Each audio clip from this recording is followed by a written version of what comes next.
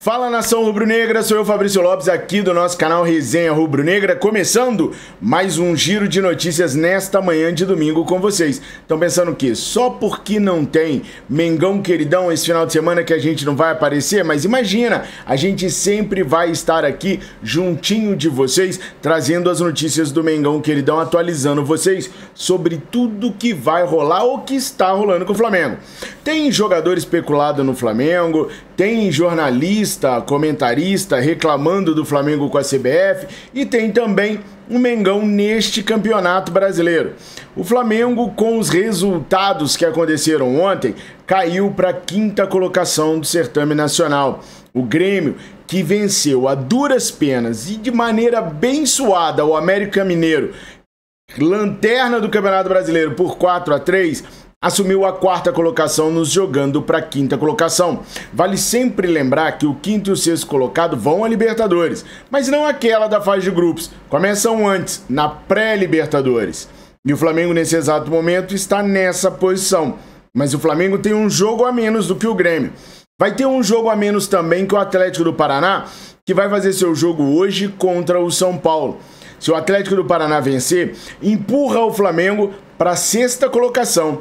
E aí o Flamengo fica muito perto de não se classificar para a Libertadores da América se não voltar a vencer rapidamente. O Atlético Mineiro venceu o Fluminense e com isso ficou a um pontinho do Mengão queridão.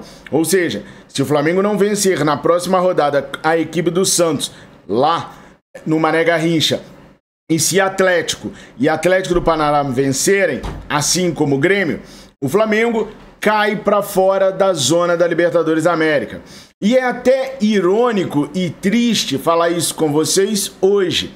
Ontem foi o dia do flamenguista, parabéns para nós. Mas hoje é uma data tão importante quanto. Exatamente há um ano atrás, no dia 29 de outubro de 2022, o Flamengo se sagrava campeão da Libertadores da América em cima do Atlético do Paraná. Era o nosso tricampeonato. Naquele sábado, todos nós estávamos comemorando efusivamente a terceira taça da Libertadores a chegar na Gávea e no Ninho do Urubu. Agora, na semana que vem, vamos todos vestir azul e amarelo para torcer para o Boca Juniors levar a Libertadores da América. Mas podia ser a gente no Maracanã contra esse mesmo Boca. Demos mole demais esse ano, coisa que não pode acontecer no ano que vem. E o sistema defensivo é um dos pontos que o técnico Tite tem que acertar. Tanto para esse ano agora, porque eu acabei de falar para vocês, se a gente não ganha do Santos, que está lá na rabeira do Campeonato Brasileiro, no desespero para sair da zona de rebaixamento, e se os dois Atléticos ganham, a gente sai da zona de classificação. Basta o Grêmio empatar também, a gente sai da zona de classificação. Esse é o grande problema do Flamengo hoje, da zona de classificação para Libertadores. Vamos disputar Sul-Americano no ano de eleição no Flamengo. Aliás, Eduardo Bandeira de Melo vai vir com tudo candidato a presidente aí. E aí eu quero esclarecer dois pontos antes de falar do que o Tite tem que fazer para acertar a nossa defesa e do que ele já está programando para acertar a nossa defesa. Tá? A primeira coisa é a seguinte: eu não sou eleitor de ninguém dentro do Flamengo, nunca fiz e nunca farei campanha para ninguém. O que eu posso fazer, se vocês assim desejarem, é dar minha sincera e humilde opinião sobre as propostas que cada um dos candidatos vão apresentar. Só isso. A proposta que mais me agradar, eu trago para vocês e falo. Eu posso até falar dos pontos bons e ruins de cada uma das propostas dos candidatos, mas eu não farei campanha para ninguém, nunca fiz e jamais vou fazer. Segundo, no vídeo de ontem, se não me falha a memória, o Enquanto a Bola Não Rola, número 107, algumas pessoas confundiram o que eu falei sobre a renovação do Gabriel. Então, para deixar bem claro, eu acho que tem que renovar o contrato dele sim, tá? Porque não se perde um jogador do valor que o Gabriel tem de graça. A Fabrício, mas ninguém fez proposta por ele até agora. É verdade, mas livre ele não pode ficar. Porque o Flamengo, se quiser vendê-lo, que venda. Mas ganhe dinheiro em cima disso. Não deixa ele sair assim, livre, leve e solto, sem levar grana nenhuma nele. Então, para mim, o Flamengo deveria renovar por 2 temporadas no máximo. E esse negócio de aumento salarial de 20% a 30%, com a bolinha que ele tá jogando, Neca de Pitibiriba. Pode até dar um aumento, mas não salarial, em cima de cláusulas. Se alcançar tantos gols, se alcançar tantas assistências, se fizer tantos números de jogos como titular, aí tudo bem, porque aí o jogador vai produzir, vai entregar para poder receber. Aí eu concordo, mantém o salário, 2 anos de contrato, mais produtividade. Aí eu acho que sim, se vier algum clube atrás dele, o Flamengo vende, pega uma grana. Hoje não tem ninguém mesmo atrás do Gabriel, só um montão de especulação que nunca se concretiza. Então eu não disse que tem que renovar por 5 anos, aumento, eu sou totalmente contra. Mas eu também sou contra perder um jogador do tamanho do Gabriel. Hoje não tem tanto tamanho assim, mas no futebol sul-americano ainda tem representatividade. Perdê-lo de graça, eu sou totalmente contrário, ainda que ele não esteja entregando nada agora. Ele pode passar a entregar a qualquer momento, porque é jovem ainda para isso. Basta colocar sua cabeça no lugar para poder voltar a apresentar um bom futebol. Coloque nos comentários se vocês concordam com a minha análise ou não. E aí é tranquilo vocês discordarem, porque vocês sempre discordam com muita educação, com muito carinho, e assim que é bom, o debate é legal. E eu leio todos os comentários, daí em cima dos comentários que eu acho mais pertinentes, eu trago aqui a minha consideração. Então comenta bastante, não esquece de deixar o seu like e de chamar os seus amigos para virem aqui se inscrever no Resenha Rubro-Negra. Agora eu estava falando que o Tite precisa arrumar a defesa do Flamengo para agora e para o ano que vem. O Centro de Inteligência de Mercado do Flamengo não existe mais. O que existe hoje é um departamento de scout. Esse departamento de scout está nesse momento mapeando e fazendo reuniões com o Marcos Braz e até algumas com o Tite também, para poder definir quais são os nomes que o Flamengo pode levar em consideração para ser reforço em 2024. Como que a coisa funciona? O Tite fala das carências que ele sente que a equipe tem. O próprio departamento de scout do Flamengo sabe também que algumas carências vão pintar. O Flamengo não vai renovar com o Rodrigo Caio, a situação do Davi Luiz ainda é indefinida, Felipe Luiz está se aposentando, o Guilherme Varela pode acabar pintando lá no Peñarol, o Thiago Maia, caso o Pablo Maia saia do São Paulo, pode ser um alvo da equipe tricolor também. Então, o departamento de scout e o departamento de futebol do Flamengo sabe onde estão as carências da equipe para o próximo ano. E aí os caras começam a mapear o mercado.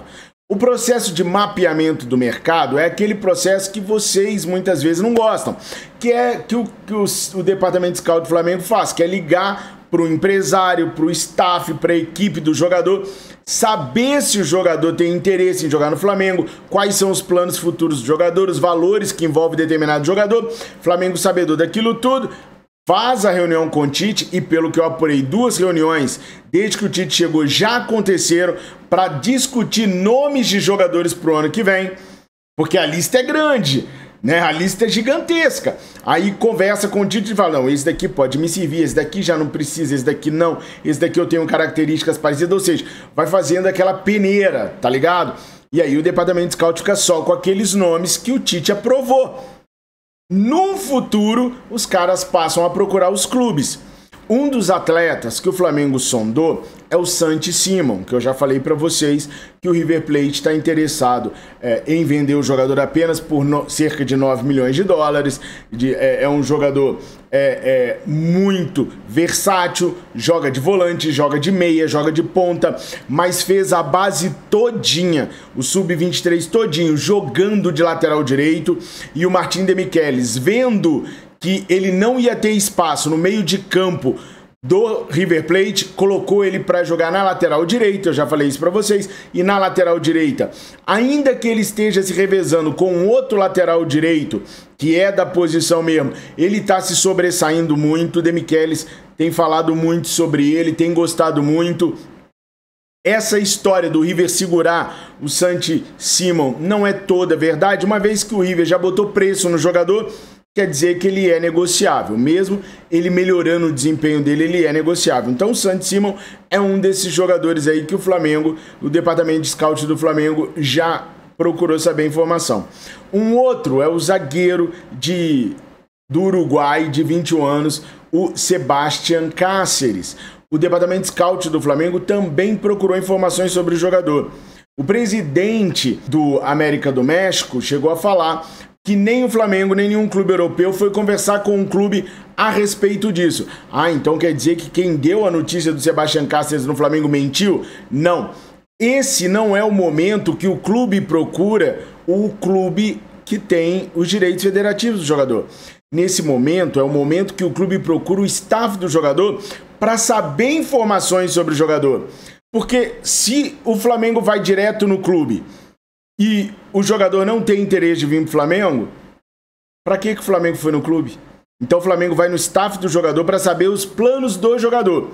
E os planos do Sebastián Cáceres não é permanecer na América do Sul, nem ficar por aqui.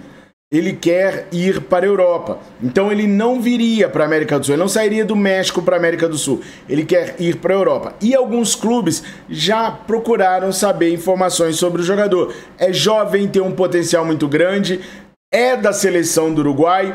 E tem mais um detalhe.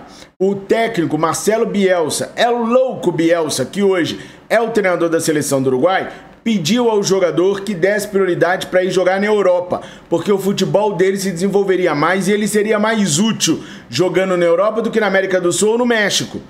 Então o jogador que já não queria ir para a Europa, né? Imagina, com o pedido do técnico da seleção Marcelo Bielsa, está focado, totalmente focado em ir para a Europa. Então o Flamengo teria poucas chances com o Sebastián Cáceres. Mas o Flamengo, lá no México mesmo, já assuntou o Samir há um tempo atrás. E o Samir é um jogador que agrada o Tite, porque o Tite gosta de jogadores polivalentes. O Samir pode jogar tanto como zagueiro, como de lateral esquerdo. Na Udinese, o Samir atuou muito como terceiro zagueiro jogando pelo lado esquerdo.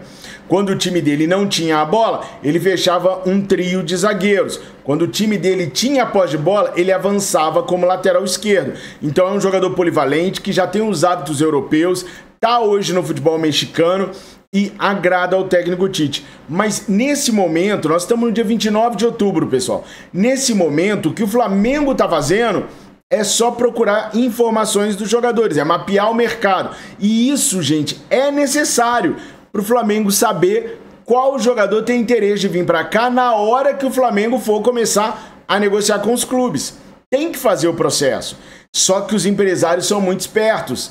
Sabendo que o Flamengo é um titã, toda vez que o departamento de scout, o cara não é o Marcos Braz, não é o Bruno Spindler, é um cara qualquer do departamento de scout, liga para o empresário do outro jogador, o empresário já solta que o Flamengo procurou, porque sabe que vai dar notícia que o nome do jogador vai ficar maior do que é na realidade e é interessante para o empresário. Então vários nomes vão aparecer e não quer dizer que vão se concretizar, e não se concretizar não quer dizer que quem trouxe a informação mentiu.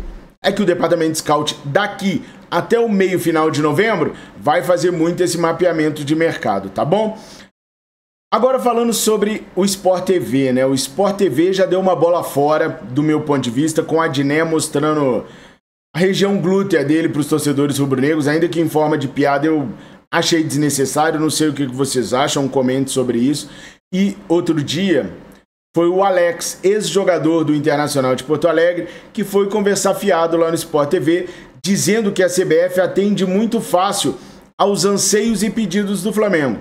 Ele estava dizendo isso porque Vasco, Botafogo não conseguiram adiamento de alguns jogos ou tiveram os adiamentos a duras penas. No caso do Botafogo, não conseguiu o adiamento, não conseguiu a realização do jogo do Fortaleza para terça-feira da semana que passou. Já o Vasco, segundo o Alex, tem extrema dificuldade de encontrar um lugar para jogar, porque não pode jogar no estádio dele, porque a CBF não deixa que tem.